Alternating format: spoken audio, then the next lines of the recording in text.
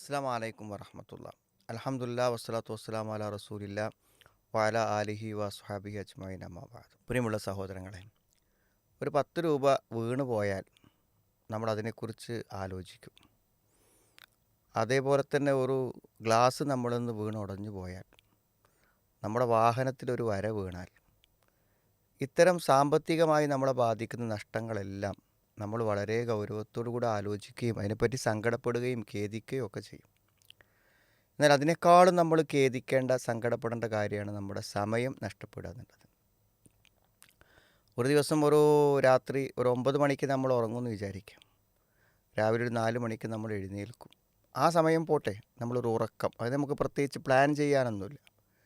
ആ സമയത്ത് നമുക്ക് ഉറങ്ങാൻ ഉള്ളൊരു സാഹചര്യം ഉണ്ടാക്കിയത്. ബാക്കി നമ്മൾ എഴുന്നേറ്റ് കഴിഞ്ഞാൽ, ഒരു 4 മണിക്ക് എഴുന്നേറ്റാൽ ഉറങ്ങുന്ന 9 മണി വരെയുള്ള സമയത്തിൽ ചില ദിവസങ്ങളിൽ മണിക്കൂറുകൾ നമുക്ക് നഷ്ടപ്പെട്ടിട്ടുണ്ടായിരിക്കും.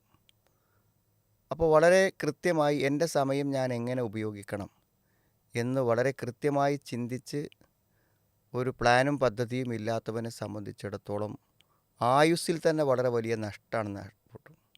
ഒരു ദിവസം 1 മണിക്കൂർ നഷ്ടപ്പെടുമ്പോൾ ഒരു വർഷത്തിൽ 360 മണിക്കൂറുകൾ നഷ്ടപ്പെടുന്നുണ്ട് എന്ന് നമ്മൾ അറിയുന്നുണ്ടോ എന്നറിയില്ല. അപ്പോൾ ഒരു ആയുസ്സിൽ എത്ര നഷ്ടപ്പെട്ടു പോകുന്നുണ്ടായിരിക്കും.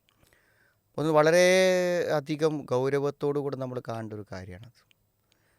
ഇനി പാഴാക്കി കളയുന്ന സമയങ്ങളെ ആദ്യം നമ്മൾ ഇല്ലാതാക്കുക എന്നുള്ളതാണ് സമയക്രമീകരണത്തിന് ആദ്യത്തെ ആവശ്യം.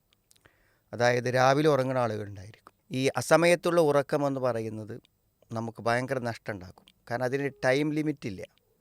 ഇപ്പോൾ രാവിലെയുള്ള ഉറങ്ങുമ്പോൾ എപ്പോൾ കിടക്കണം, എപ്പോൾ എഴുന്നേൽക്കണം എന്നതിന് നിയമമില്ല. ഒരു പക്ഷേ ജോലിക്ക് പോകാൻ അറിയാതെ അയാൾ ചിലപ്പോൾ ജോലി ഒഴിവാകുന്ന അവസ്ഥ ഉണ്ടായിരിക്കും. രാവിലെ ഒരിക്കലും നമ്മൾ ഉറങ്ങരുത്. അപ്പോൾ ഇത്തരം ഉറക്കം, അതേപോലെ തന്നെ നമുക്ക് നമ്മളറിയാതെ നഷ്ടപ്പെട്ടു പോകുന്ന സമയങ്ങളിലൊന്നാണ് എന്ത് വെച്ചാൽ നമ്മളുടെ സോഷ്യൽ മീഡിയയിലുള്ള ടൈം. അതായത് നമ്മൾ ഫേസ്ബുക്ക്, നമ്മൾ എന്തെങ്കിലും ഒരു കാര്യം പ്രത്യേകമായിട്ട് കാണാൻ വേണ്ടി നമ്മൾ സെർച്ച് ചെയ്യാൻ വേണ്ടി എടുക്കുന്ന ഫോണല്ല. നമ്മൾ വെറുതെ ഫോൺ എടുത്ത് സ്ക്രോൾ ചെയ്തുകൊണ്ടിരിക്കുക ഫേസ്ബുക്കിലും യൂട്യൂബിലും ഒക്കെ.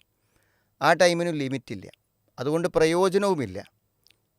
നമ്മൾ വെറുതെ നമ്മുടെ സമയം കളയാൻ വേണ്ടി ചെയ്യുന്നൊരു പരിപാടി എന്നേ അതിനെക്കുറിച്ച് നമുക്ക് പറയാൻ പറ്റുള്ളൂ. അപ്പോൾ ഇങ്ങനത്തെ ചില കാര്യങ്ങൾ സംഭവിക്കാതിരിക്കാൻ നമ്മൾ ശ്രദ്ധിക്കണം.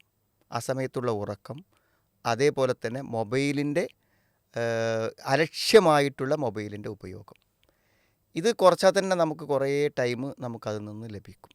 പിന്നെ നമ്മൾ സമയം ക്രമീകരിക്കുമ്പോൾ ചിന്തിക്കേണ്ട കാര്യം, നമുക്കൊരു ദിവസത്തിൽ നമ്മുടെ മതപരമായ, കുടുംബപരമായ, ദാമ്പത്യപരമായ, വ്യക്തിപരമായ, നമ്മുടെ ജോലി സംബന്ധമായ ഇത്തരം അനിവാര്യമായ കാര്യങ്ങളുമായി ബന്ധപ്പെട്ട് നമ്മൾ കൊടുക്കേണ്ട സമയമുണ്ടല്ലോ, അത് വളരെ കറക്റ്റായിട്ട് നമ്മൾ എന്ത് ചെയ്യണം, ആ സമയത്തെ നമ്മൾ വിഭജിക്കണം.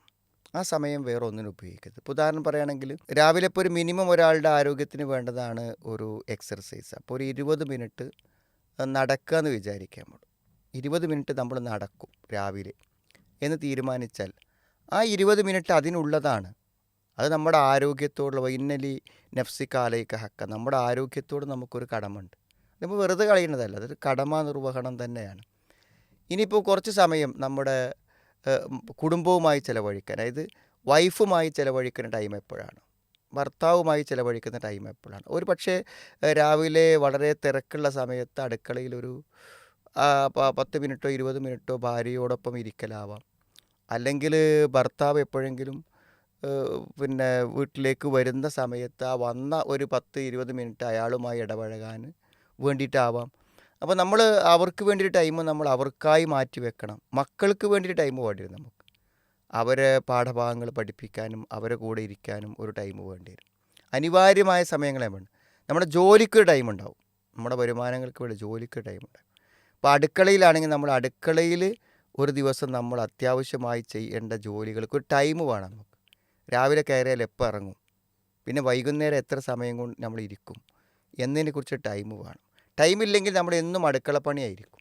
ടൈമില്ലെങ്കിൽ നമ്മൾ എപ്പോഴും ജോലിയായിരിക്കും. മനസ്സിലായി? ടൈമില്ല എന്നുണ്ടെങ്കിൽ നമുക്ക് എപ്പോഴും എന്തായിരിക്കും, ഫോണായിരിക്കും. അപ്പോൾ ഓരോന്നിനും അനിവാര്യമായ സമയത്തെ മാറ്റി വയ്ക്കുക തന്നെ. പിന്നെ ഒരു കാര്യം നമുക്ക് വേണം, അതായത് നമ്മൾ ഏറ്റവും ഇമ്പോർട്ടൻസ് കൊടുക്കുന്ന ഒരു സംഗതി ഉണ്ടല്ലോ, കൂടുതൽ സമയം വേണ്ട ഒരു കാര്യം. ഇപ്പോൾ അത് വായനയാണെങ്കിൽ അങ്ങനെ. ഒഴിവ് കിട്ടുമ്പോഴൊക്കെ വായിക്കുക. അതിനൊരു ടാർഗറ്റ് ഉണ്ടാക്കുക നമ്മൾ. ഒരു 10 പേജ് വായിക്കും. അപ്പോൾ നമ്മളെന്ത് ചെയ്യും? ആ 10 പേജ് കവർ ചെയ്യാൻ വേണ്ടി നമുക്ക് കിട്ടുന്ന അലസമായ സമയങ്ങൾ നമ്മൾ വിചാരിക്കാതെ ഉണ്ടാവും. ചിലപ്പോൾ നമ്മളെന്ത് ചെയ്തു, പിന്നെ ഡോക്ടറെ കാണാൻ വേണ്ടി പോയി. അവിടെ കുറച്ച് സമയം വെയിറ്റ് ചെയ്യേണ്ടി വന്നു. ബസ് സ്റ്റോപ്പിൽ കുറച്ച് സമയം വെയിറ്റ് ചെയ്യേണ്ടി വന്നു. അങ്ങനെയൊക്കെ വരുന്ന സമയങ്ങളിൽ നമ്മൾ അതെങ്ങനെ ഉപയോഗപ്പെടുത്തും എന്നതിന് അതേമാതിരി നമ്മൾ എന്തെങ്കിലും എഴുതാൻ ആഗ്രഹിക്കുന്നുണ്ടെങ്കിൽ അതിൻ്റെ ടൈം, അങ്ങനത്തെ ചില കാര്യങ്ങൾ ഒഴിവിട്ടുമ്പോഴൊക്കെ ചെയ്യാൻ പറ്റുന്ന ചില ജോലികളുണ്ടല്ലോ, അത് നമ്മൾ കണ്ടെത്തണം. അപ്പോൾ നമുക്ക് ഒരു നിമിഷം പോലും നഷ്ടപ്പെടാതെ കാത്തു സൂക്ഷിക്കാൻ പറ്റും. എന്തായാലും നമ്മുടെ ജീവിതത്തിലെ സമയത്തെക്കുറിച്ചൊന്ന് ആലോചിക്കാനും ഒന്ന് ക്രമീകരിക്കാനും ശ്രമിച്ചില്ലെങ്കിൽ ആ നഷ്ടം ജീവിതത്തിൻ്റെ നഷ്ടമായിരിക്കും നമ്മൾ തിരിച്ചറിയുക. കാരണം നമ്മുടെ ലൈഫ് എന്ന് പറയുമ്പോൾ, ജീവിതം എന്ന് പറയുമ്പോൾ ടൈമാണ്, സമയമാണ്. അതിന് ശരിയായി ഉപയോഗപ്പെടുത്താൻ, അതിനൊരു ബർക്കത്ത് കിട്ടാൻ നബി സ്വല്ലല്ലാഹു അലൈഹി വസല്ലം പറഞ്ഞ മാർഗ്ഗം ദിക്റുകളാണ്. രാവിലെ വൈകുന്നേരം അദ്കാറുകളൊക്കെ കൃത്യമായി ചൊല്ലിക്കഴിഞ്ഞാൽ നമ്മുടെ സമയത്തിലൊരു ബർക്കത്ത് ഉണ്ടായിരിക്കും. അത് നമ്മൾ വളരെ ശ്രദ്ധിക്കുക. അള്ളാഹു അനുഗ്രഹിക്കട്ടെ.